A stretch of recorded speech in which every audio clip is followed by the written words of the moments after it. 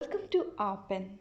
It's been a while since I made a video, so I was thinking to make a quick videos. तो ये जो video है वो आपका quick video है टू रिवाइज और you can say to sum up all the important aspect. So इस video में हम डिस्कस करेंगे मैनेजमेंट कंट्रीब्यूटर्स या फिर मैनेजमेंट ऑथर और उनके इम्पॉर्टेंट बुक्स. अगर आप PYQ प्रीवियस ईयर क्वेश्चंस लगा रहे हो और तो आपने देखा होगा हर एक बार every single time there is a question from the authors, there is a question from the contributors और वही कंट्रीब्यूटर्स मैंने इस पर्टिकुलर वीडियो में मैंने इंक्लूड किए हैं. सो आई होप ये आपके लिए हेल्पफुल होगा. So without wasting any time let's go further. First, F.W. Taylor. Famous name है आपके पूरे मैनेजमेंट का, सबसे फेमस नेम है F.W. टेलर. ये किसके लिए आपके फेमस है? Scientific management. सो इनकी जो बुक है उसका नाम है प्रिंसिपल ऑफ साइंटिफिक मैनेजमेंट. पहला आई थिंक ये रिमेंबर कर लेंगे, आप जल्दी से याद कर लेंगे. नेक्स्ट है शॉप मैनेजमेंट. शॉप मैनेजमेंट कैसे याद करोगे? जो साइंटिफिक मैनेजमेंट था वो हमारा फ्लोर लेवल मैनेजमेंट के लिए था. इनका जो पूरा कॉन्सेप्ट था साइंटिफिक मैनेजमेंट का वो सिर्फ फ्लो लेवल मैनेजमेंट पे आप अप्लाई कर सकते थे. उनकी प्लानिंग, उनकी डायरेक्टिंग और उनका ट्रेनिंग, ये सारी चीज़ें हम फ्लो लेवल पे करते थे. तो इसलिए शॉप मैनेजमेंट जो है वो इसके अंदर आता है. तो शॉप मैनेजमेंट भी इनकी बुक का नाम था. And he is known as a father of industrial engineering. Father of scientific management तो हैं, ये तो आपको आई थिंक सबको पता है कि फादर ऑफ साइंटिफिक मैनेजमेंट कौन है?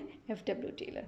बट इनको as a father of industrial engineering भी माना बोला जाता है. सो ऑलवेज रिमेंबर, ये father of scientific management plus father of industrial engineering. Next author Henry Fayol. ये सेकंड मोस्ट इम्पॉर्टेंट है, ये भी बहुत फेमस है. ये किस लिए फेमस है? अपने काम के लिए फॉर द एडमिनिस्ट्रेटिव मैनेजमेंट. पहले F.W. टेलर थे शॉप मैनेजमेंट के लिए और हेनरी फेयोल हैं एडमिनिस्ट्रेटिव के लिए. तो इनकी बुक का क्या नाम है? जनरल एंड इंडस्ट्रियल मैनेजमेंट पहली बुक है. नेक्स्ट है classic general and industrial management. So somewhere industrial management पे इन्होंने ज़्यादा फोकस किया है, वो भी एडमिनिस्ट्रेटिव लेवल पे. इनको किस नाम से जाना जाता है? Father of administrative management. Very easy. Next Maslow. Maslow ने क्या दिया था? मैस्लो ने दिया था थ्योरी ऑफ मोटिवेशन, जिसे हम कहते हैं 5 स्टेजेस और आप कह सकते हो नीड ऑफ हायरार्की थ्योरी. तो उसी से आपको रिलेट करके ये तीनों बुक का नाम याद कर सकते हो. अ थ्योरी ऑफ मोटिवेशन, उन्होंने मोटिवेशन की थ्योरी दी है तो वही हो गई, plus motivation and personality, and the last is need of hierarchy. तो ये तीन उनकी बुक हो गई. Next, Mary Parker folate.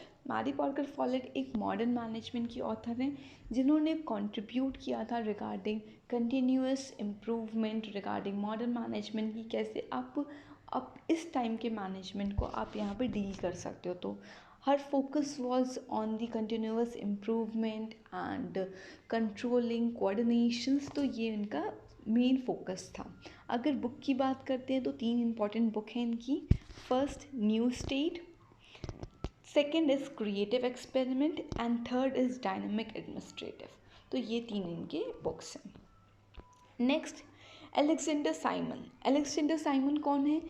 Simon से always remember he is a someone who talk about the decision making. So इन्होंने कहा था जो मैनेजमेंट है वो आर्ट ऑफ डिसीजन मेकिंग है. मतलब अगर आप मैनेज कर रहे हो तो somewhere you are talking about the making some decisions, choosing some alternative between given alternatives. तो जितना भी मैनेजमेंट है वो डिसीजन मेकिंग है. सो इनकी बुक कौन कौन सी है? Administrative behaviour first, second is fundamental research in administration, third is organization, fourth is new science of decision making and fifth is human problem solving.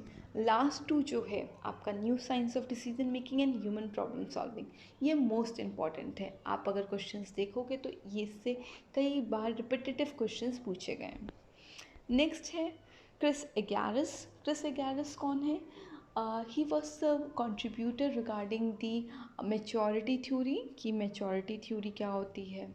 तो इन्होंने इस पे काम किया था। ये भी मॉडर्न मैनेजमेंट के अंदर आते हैं। और इनकी बुक जो है personality and organisation, understanding organisation behaviour, organisation and innovation, organisation and learning.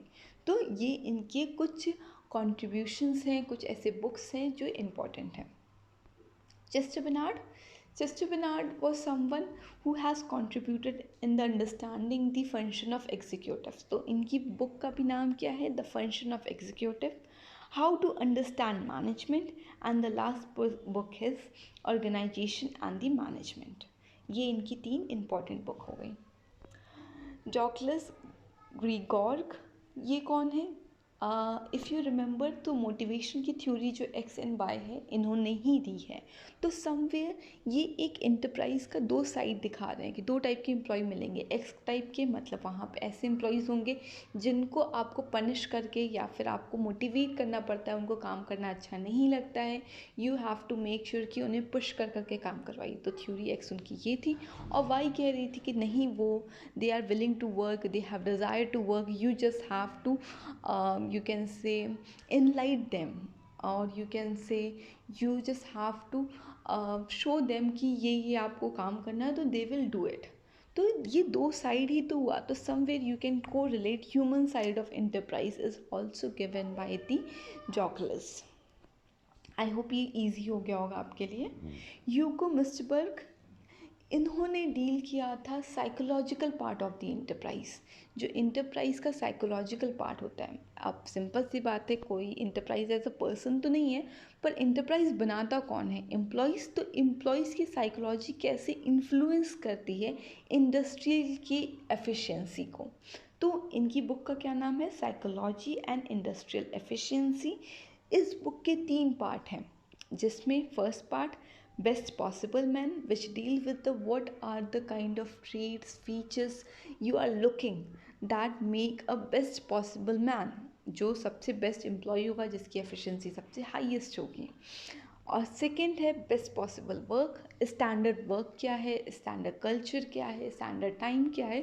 तो best possible work with that particular person you have chosen. And the final is best possible effect. अब इफ़ेक्ट क्या आएगा, efficiency क्या आएगी, outcome क्या आएगा जब हमारे पास बेस्ट पॉसिबल पर्सन होगा और प्लस उसके साथ काम होगा, तो एफिशिएंसी क्या आएगी। So that deal with the best possible effect. तो ये 3 इसके पार्ट हो गए। और finally he is known as a father of industrial psychology. ये भी इंपॉर्टेंट है। फादर ऑफ इंडस्ट्रियल साइकोलॉजी कौन है? ह्यूगो मिस्टरबर्ग। Max Weber, we have heard about that person.